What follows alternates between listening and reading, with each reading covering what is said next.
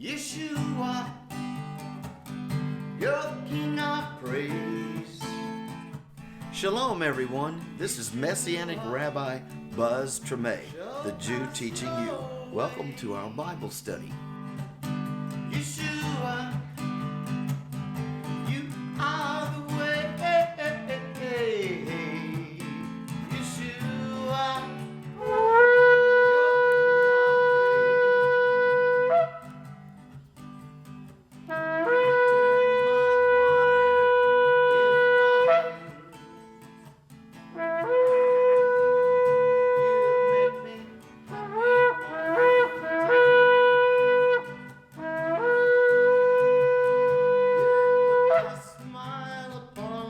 So, as God gave these things out, He gave the Mosaic covenant. They weren't ready. So He gave them a system whereby they began to organize themselves and learn what pleased God. And what was the purpose in it? To draw near to Him. And so for 1,500 years, basically, they got this covenant at Mount Sinai, and they lived until Yeshua came. 1,500 years of drawing near to God, and only one time a year did their high priest go into a copy of the reality. He went into the local temple, which was a copy of the reality which is in the third heaven, third sky, which Yeshua didn't mess with this one. He went to that one. It's the real one. For the earthly one was a figure of the reality above. Got it? Okay, so 1,500 years of working at it. Just think about it. God comes to you and says, hey, I'm going to show you guys how to draw near to me and how to worship me. You go, okay, cool. 1,500 years later, you're going, we never got very close, did we? The closest we had was a representative that went into a shadow and type of the reality. And half the time, the whole nation was so sinful, they didn't even do this. For the last 600 years, from 586 BC, when the Jews were taken into captivity into Babylon, everything in the temple was destroyed, and the Ark of the Covenant disappeared. Historically, it never came back. So when the Jews came back from Babylon and they rebuilt the temple and resumed Judaic worship, the sacrificial system, the Mosaic law system, they resumed it. Guess what? We have a real problem, because on the day of Yom Kippur, the Day of Atonement, when the nation gets forgiven, there was no Ark of the Covenant and there was no presence of God in it.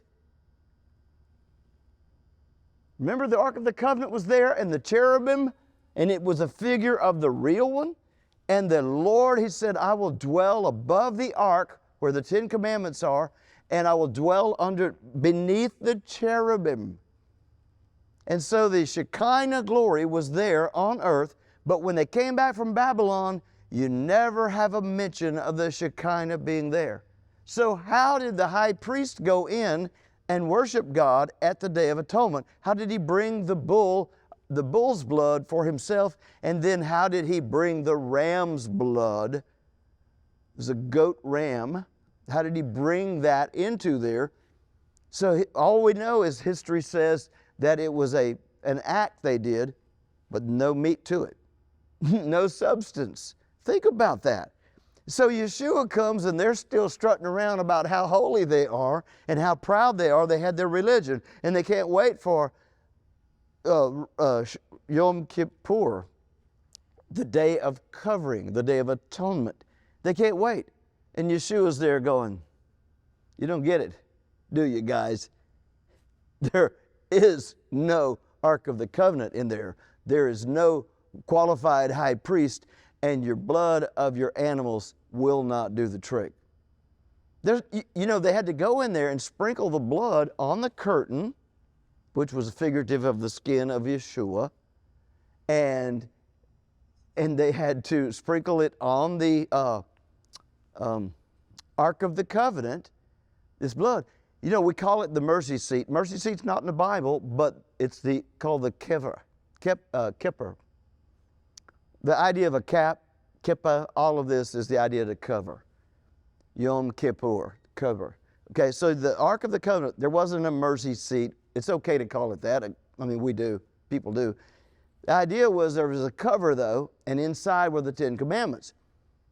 The cherubim were here with their wings touching, like they are in the real ones are up there, or out there, however you do it. So when the high priest would sprinkle the blood, well, he would actually get liberal with it. He put a lot of blood on there, because the idea was he who dwells over this covenant he made with Israel will suddenly not see how they broke it, but he would see the blood instead. And this was fine, but over time that blood would evaporate. It's in the natural. It's in a natural habitat, and it would lose its power, so the next year they had to do it again. Consequently, though, if you don't have the Ark of the Covenant and you don't have the cherubim over it, you don't have the Shekinah dwelling beneath it. So it became a figure. I just want to show you, make sure you understand that things can be figurative and have no power other than to instruct or to teach you a lesson. So when Yeshua came, all the time he knew he was going to give his blood, turn himself over to them and let them have their way with him.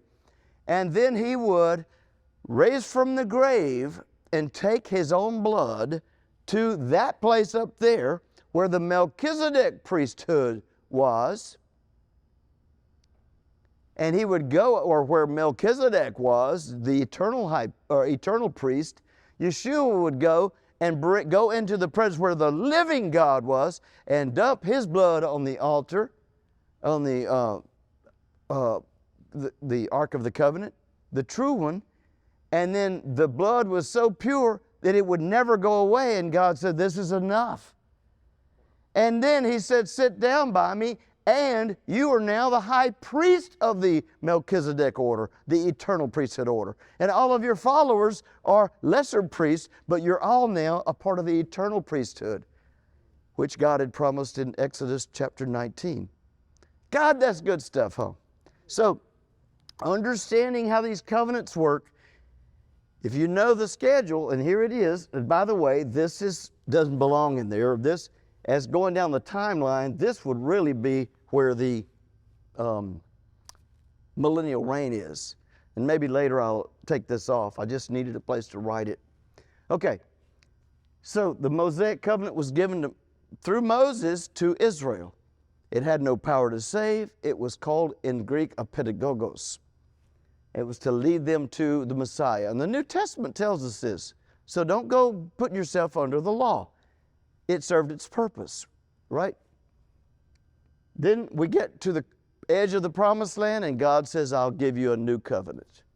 Along with the one I gave you at Sinai, I'm going to give you another. Book of Deuteronomy tells us this. So the promised land covenant was given. This one told the people what God requires for you to get along with Him and with one another. First 4 commandments are a relationship with God, man and God. The number 4, that's what it always represents. God's relationship with man, man's relationship with God. The number, I don't have enough fingers on.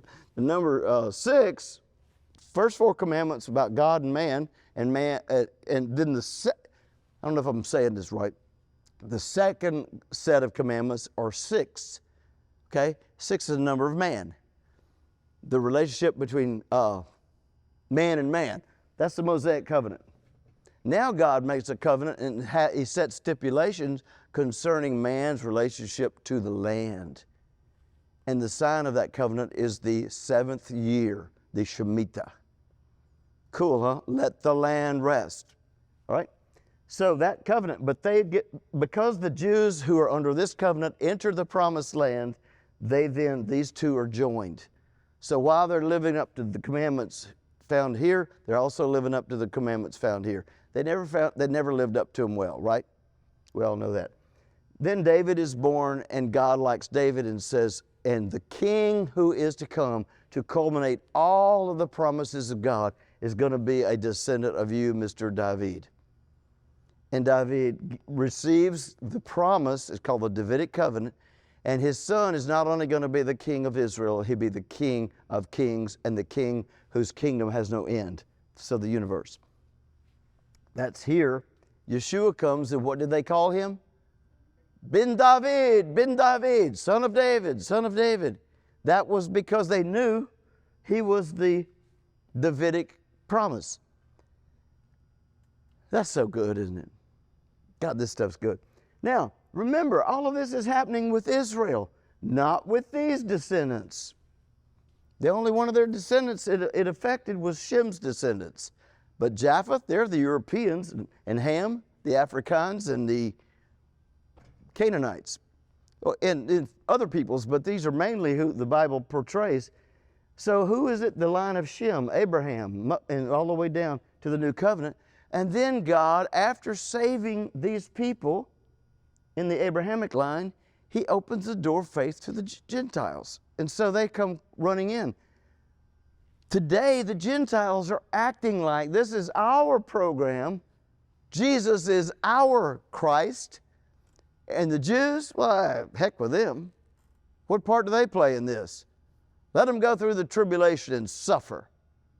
You know, it's kind of, but the Bible says you talk that way about them, guess what? Chip, chip, chip, you're cut off.